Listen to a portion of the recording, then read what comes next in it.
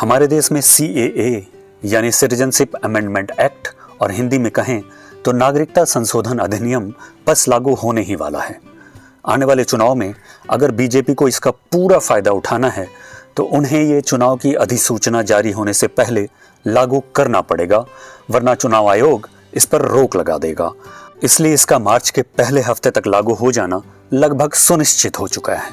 पर हमारे देश में जब जब इस अधिनियम की बात उठी है तो इसने बहुत सारी हलचल और विरोध को जन्म दिया है।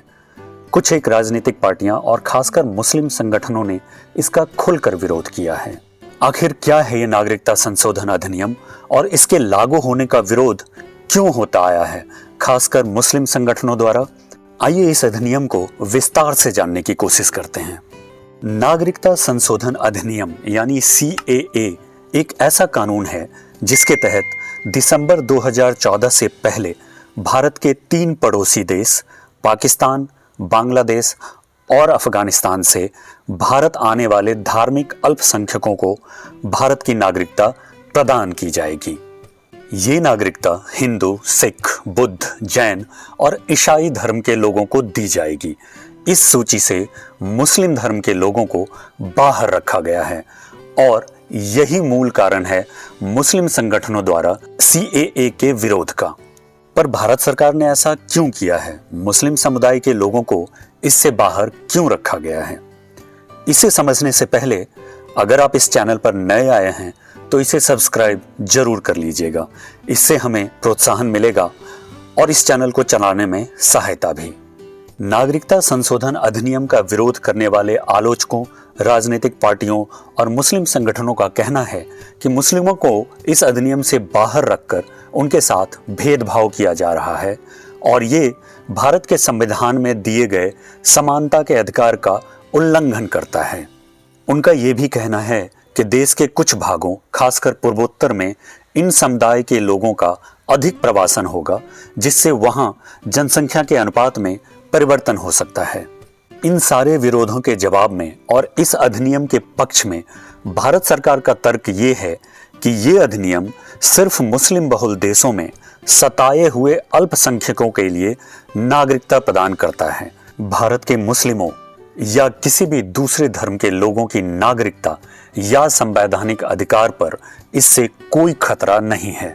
भारत सरकार का कहना है कि इन मुस्लिम देशों में दूसरे धर्म के लोगों के साथ भेदभाव होता है और उन पर लगातार अत्याचार होता रहता है। चूंकि मुस्लिमों के साथ उन देशों में ऐसा कुछ नहीं होता है, इसलिए मुस्लिम धर्म के लोगों को इस अधिनियम से बाहर रखा गया है।